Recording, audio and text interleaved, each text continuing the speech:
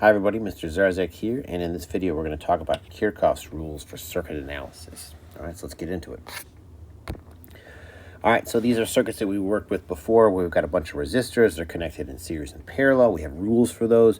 Okay, so we know how to do those. These are not the most complicated circuits that we can create. Alright, so what's something that's more complicated? How about something like this? Okay, a bunch of resistors connected in series and parallel, but there's another voltage source. Okay, so how do we deal with that? Because our old method is now incomplete. We cannot do this analysis with our current rules, so we need new rules. What are these rules? Well, they're laws. Kirchhoff's laws. Okay, so there's two rules here. We call it KVL, which is Kirchhoff's voltage law. All right, there's a second one too we'll talk about in a second.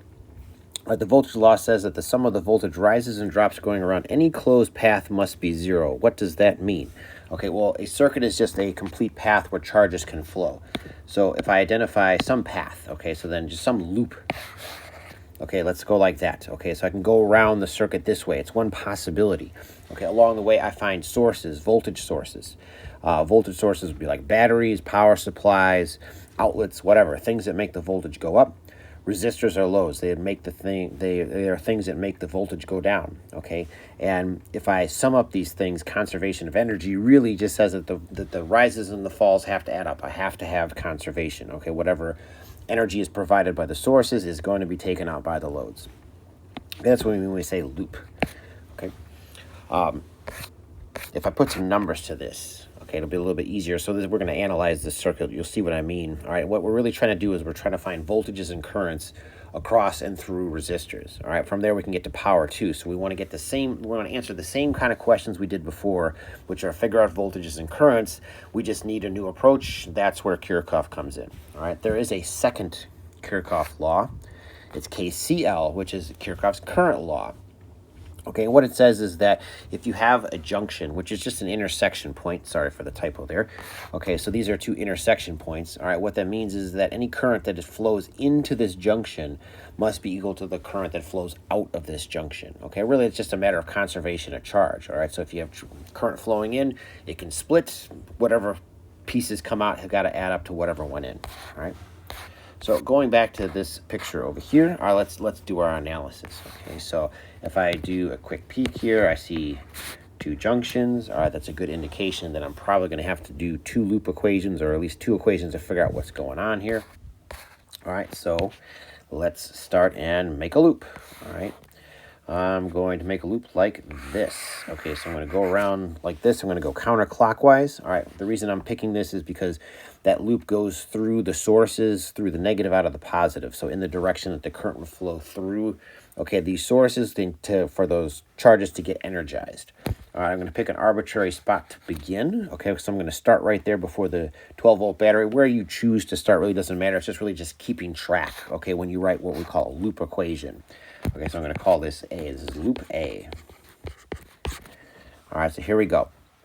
I'm going to start with saying 0 equals KVL, or Kirchhoff's voltage law, says the sum of the rises and the drops has to add up to 0. Okay, so I'm going to start with a voltage rise. That's what that source does. It builds up the voltage to 12 volts. Okay, so then out of this, there's going to be some current that flows. We're just going to call that I1. Okay, so it's going to flow around here into this 10 ohm resistor. It's going to flow out of the 10 ohm resistor, so what goes in must come out. Okay, when we hit this junction, the current's going to split, all right? So I can't really say much more than that right now. I'm going to go back to the source, see, because what goes into the source must come out. So if I1's coming out, that means I1 must be coming in. And the 10 ohm resistor back here is in series, okay, with the source. So that means that I1 has to flow through this 10 ohm resistor, see, so like that I1 comes back through here after it comes out of this other junction. All right, so now let's finish writing our equation. All right, so we started at the 12 volts, so we're going to hit this one, and then this one. So we're just going around the loop. Okay, so we got this minus I1 times the 10 ohm resistor. All right, so the resistors dissipate, all right, the voltage. All right, next I go through the little 6 volt, all right, voltage source. So that's an addition, so plus 6. All right, and then, so we did this, we got this one right here. Okay, so then I've got that little I1, again, going through that 10 ohm resistor. Okay, so that's a drop. There's my first loop equation, and if I simplify here, so let's see, 12 plus 6 is 18. All right, minus 20 I1 is equal to 0. We like this because we got one equation and we have one unknown, which means that we can solve for the current. Okay, so then 18 over 20 is 9 over 10. This would be 0.9 amps. Hey, hey. All right, I now know the current flowing into this 10 ohm resistor and this 10 ohm resistor. Okay, and through this 12 volt, not through the 6 volt, okay, because that's it for the junction. We'll come back to that in a second. I have two other resistors over here on the right-hand side, so I need another loop. Okay, so I'm going to make another loop. Now, my choice of direction for the loop makes a difference. All right, so I'm going to go around this way. Okay, for this loop, I am going clockwise. For loop A, I was going counterclockwise. Why? I'm going to call it loop B. All right, because when you write your equations, you have to have agreement. See, so like loop A here, when it goes through this, so the loop, it's looping up. Okay, at this point, well, that means B has to be looping up as well. If I made my loop B go counterclockwise, well, then through this source, it would be going down, and there'd be disagreement. Okay, we can't have internal disagreement between my loop equations. It's like saying, you know, if we define up as positive for some problem, well, then it has to stay that way for any equations that I use within that problem. We have to have internal consistency, okay? So anyways, so we'll call this loop B, all right? Okay, loop B, here we go. I can pick a spot to start. I'm going to start here.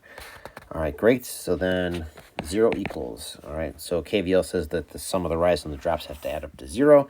All right, so I've got my little 6-volt source. Okay, some current is going to flow through this 10 ohm resistor. So I'm just going to call that I2, okay? So I2 goes into that 10 ohm and comes out, which means it goes into this 10 ohm down here. Okay, and it comes out over here. That's it. That's as much as I can say because we got this junction here. We'll deal with that in just a second. All right. For loop B, it's really all I need, though, because after the 6 volts, I'm just moving around. See, so I'm going to go here, then here, then here, and I'm done. I got 3 terms that are going to wind up in my equation. So minus I2 times 10, so resistors drop the voltage, and I have another 10 ohm resistor minus I2 times 10. All right, and I have another case where I've got one equation and one unknown. Is it always this easy? No, unfortunately, it's not. These are the simplest case. So then I2 would be 6 over 20, 3 over 10, so it's 0.3 amps. All right. So now I know the current going through all the resistors. Okay, so I can get all the voltage drops from there too, and I could calculate the power dissipated by those resistors if I wanted to. Great. So now what about what's going on over here? Okay, now it doesn't really tell me anything in terms of a drop per se, but if I wanted to know, you know, what's the current, say, flowing through here, okay, I'm going to call that I3, just so that we can see the application of Kirchhoff's current law, which just says whatever current flows into a junction must flow out of a junction. Okay, so it doesn't really matter if I do this one or this one. Okay, whether you want to look at it as I1 and I2 flow into the junction and combine to make I3, or I3 flows into the junction and then splits into I1 and I2, it's really just saying the same thing. Okay, so let's do this one. Why not? Okay, so then I3 is just equal to I1 plus I2. Okay, what goes in must come out, so then I can calculate I3 if I needed it. Okay, for whatever reason, so what is it? 0.9 and 0.3. 9 and 0.3, put them together. Okay, and so I3 would then just be 1.2 amps. Got it. All right. Let's look at another one. Something more complicated. Dun, dun, dun. Okay, so similar to the last one, except, okay, see, I got my 2 junctions. Okay, but problem, I have this extra little resistor. Okay. Here would be a case where I would need to know that I3. Okay, in the previous problem, I got to figure that part out. So loop equations. All right, so similar kind of process. I'm going to start, I'm going to make a loop going through here. Okay, I'm going to start, like I said, I just like to start right before one of the voltage sources. Why that one and not the 6? I don't know, because I want to. Okay, I'm going to call this one loop number 1. You know, 1, A, B, C, whatever. Just keeping track of stuff. All right, so then it's going to call this loop 1. Okay, so then I1, okay, I1, you lost, I won. No, I'm just kidding. We're all winners. We're learning. Okay, that comes through there. All right, that's where the current splits. Okay, so good news is that I1 comes out of this 10 into that 10. Okay, so very similar kind of case, except, well, see this one over here. Okay, we've got some current that flows through this resistor. And to be consistent, this is kind of a riff on the last one. I'm going to call this one I3. Okay, and I'm also going to do a loop over here as well, kind of like we did before. I'll call that loop 2 just to make it a little different than the last problem. Okay, so then I'm going to call this I2, okay, and I2. All right, so it's easy, like I3 is in here, okay, and then I1 and I2, I'll label it over here too so we can see as well. All right. Okay, so then let's write some equations here. Where did we start? We started right before the source on that one too, so now we can just write. All right, here we go. Okay, 0 for Kirchhoff is equal to 12 for the source. Then we go down here, so then minus I1 times 10. All right, and then we have, what do we have? We have minus I3 times 10. Okay, and then we have the 6-volt source. That's going to bring us up plus 6 volts. Okay, and then we have the, what is that, minus I1 times 10. And I just realized I wrote that as I2. I should have written that as I1. Good thing I got my colors. Okay, so then quick check with these things. So if I look at my terms, I got 1, 2, 3, 4, 5 things. So if I go around the loop, 1, 2, 3, 4, 5 things. Okay, I think I'm good. Let's see if we can simplify a little bit here. So then I got 12 and 6 is 18. Minus 20 I1 minus 10 I3. Okay, so I have an equation, but I have 2 unknowns. So I can't solve. Not yet anyway. Need another equation. Go to loop 2.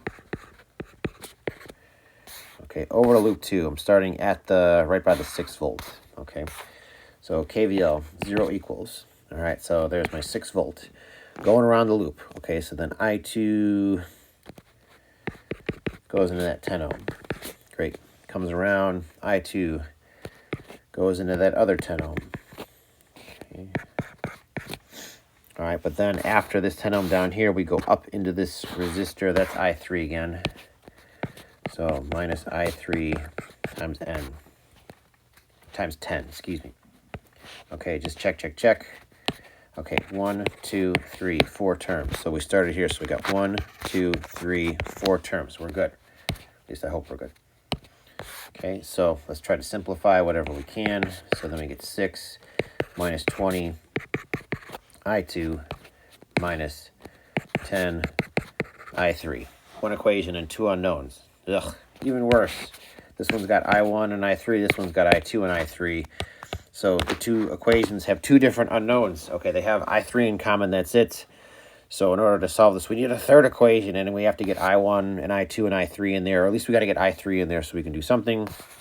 That's where we go to KCL. Okay, so we have this junction down here and this junction up here. So kind of like we did before. All right. Yeah, let's stick with the one up here. That's fine. So I3 is going to be equal to I1 plus I2. That's our 3rd equation. Okay, so I3 is equal to I1 plus I2. All right, that's the secret. Those are my 3 equations. Okay, I have 3 equations and 3 unknowns. 1, 2, 3. These are not the answers. These are just the pieces that I'm going to use to get the answers. Now it's just algebra. Yay, algebra. Okay, so I'll do 1 algebra. There's not a trick, but something that we can do to maybe save a little bit of time. Okay, since both of these equal 0, I could take these 2 equations and set them equal to one another. All right, there's an equivalency to doing that, which is you fold in the 2 equations, which just means that you can subtract them from each other. Okay, and this really does work, so go ahead and try setting them equal to each other, and you will get the same thing. So 0 minus 0 is just 0. 18 minus 6 is 12. All right, and then I have, let's see, I got to carry that through here. So, sorry, so let me put that there. That's a plus, and then that's a plus. There we go. So now I'm actually subtracting, excuse me. All right, anyways, so then what do I have here? I have minus 20 I1 plus 20 I2.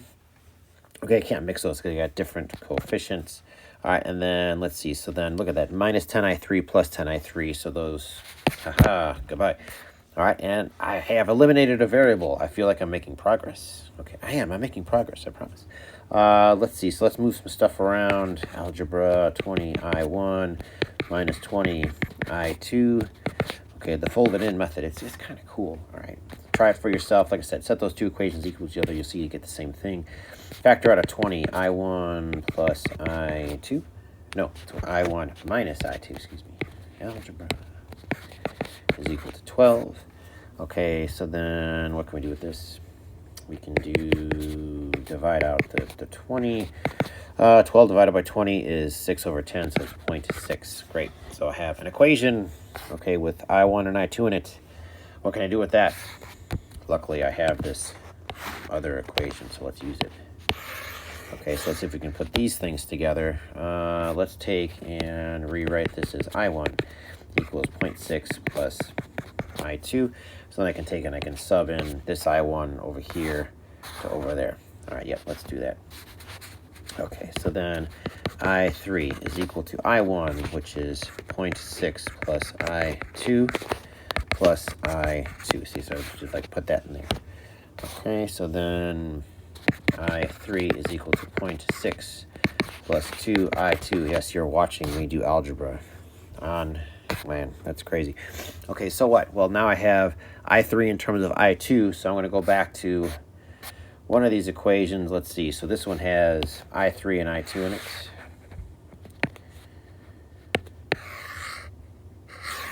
So then let's take and sub. Oh no, I3 lost his head. Come back. Okay, let's sub in for I3. Yep, that's what we're going to do.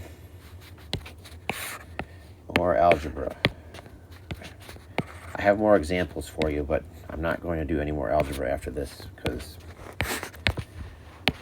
I can't even imagine how long this video is already. All right, so then let's see here. So 0 is equal to 6. All right, minus 20 I2 minus, let's see, so that would be 6. And that would be minus 20 I2. All right, and let's see, so then 6 and 6, oh, look at that. Okay, so then we get 0 is equal to minus 40 I2, which I remember the first time I solved this, I was angry, and then I kind of laughed because there's only one solution to this. I2 must be equal to 0. Yep, that's right. I2 is equal to 0. What does that mean? If I2 is equal to 0,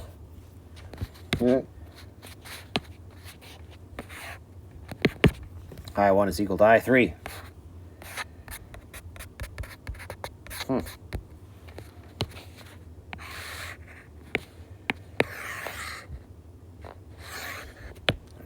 So I1 is equal to I1 is equal to I3. Okay. 18 minus 30 I1.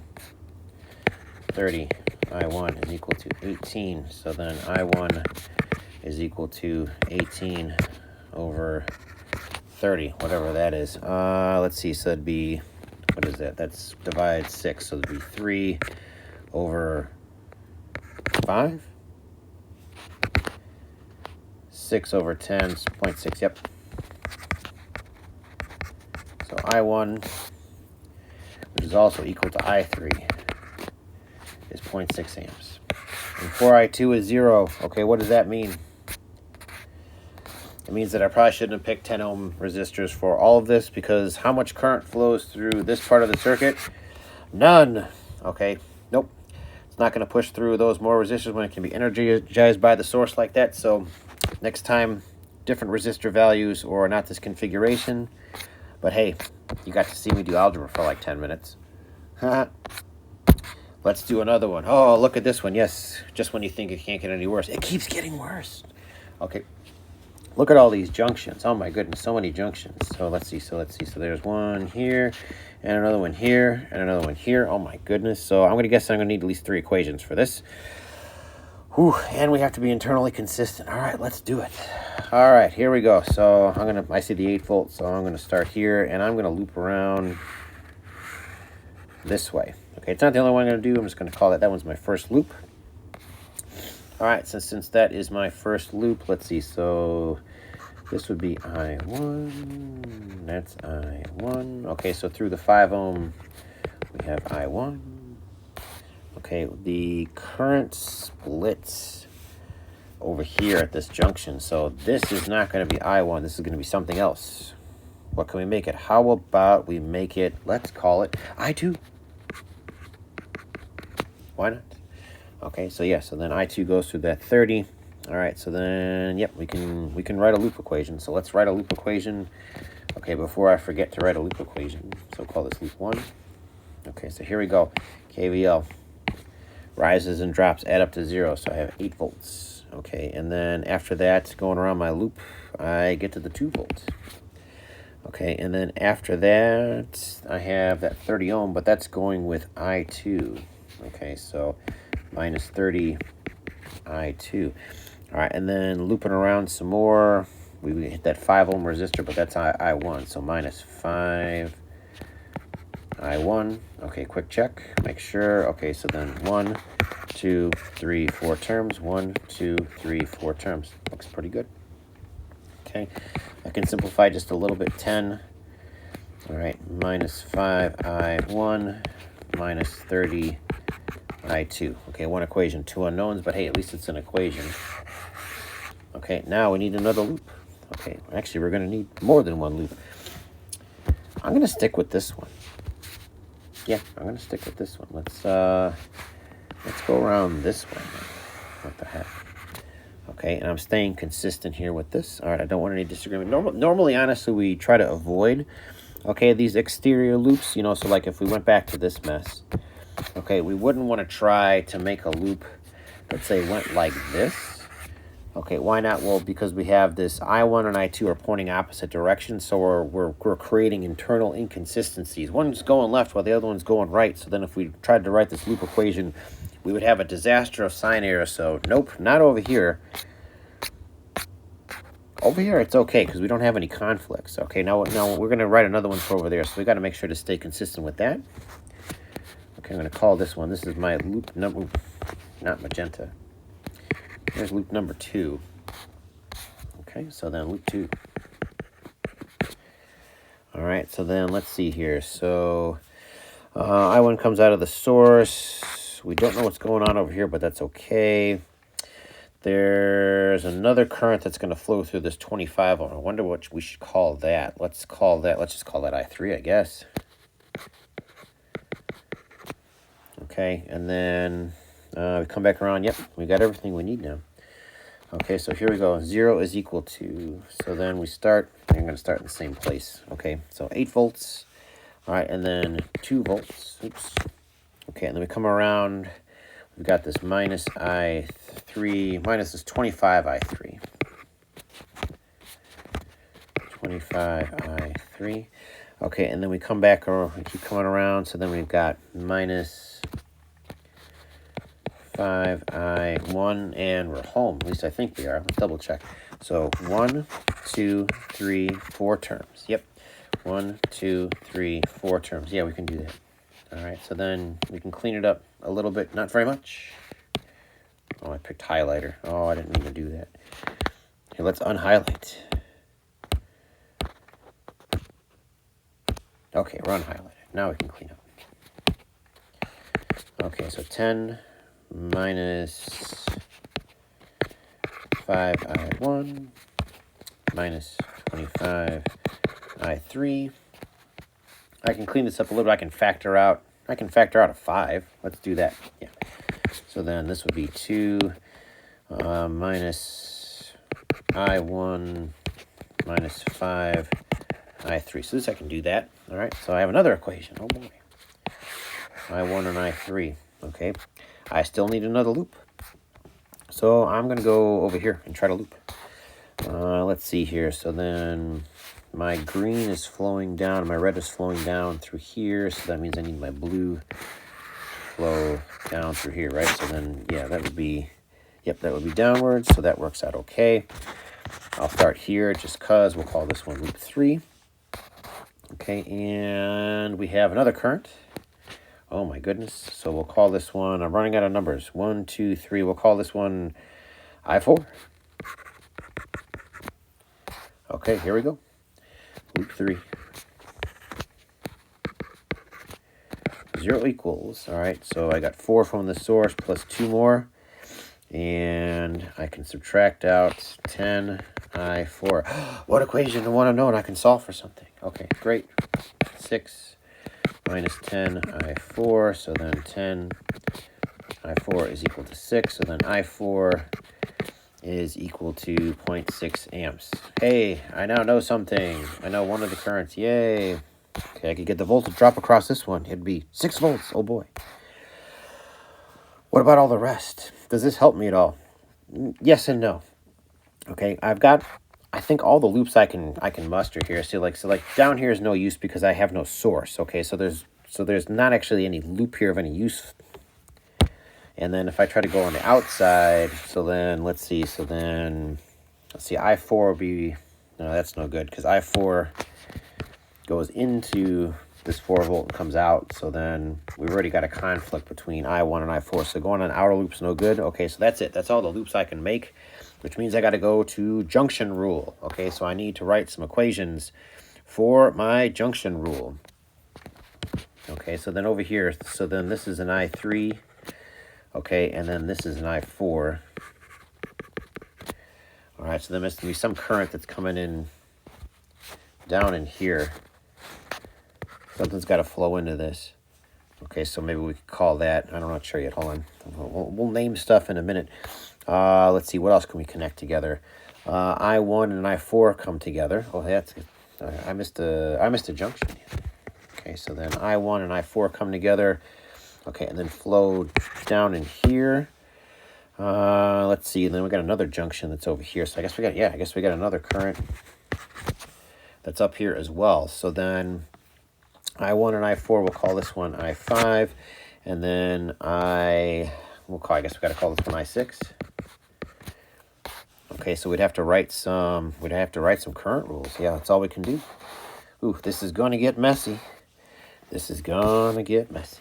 Okay, so then I6 is equal to I3 plus I4. At least we know I4s.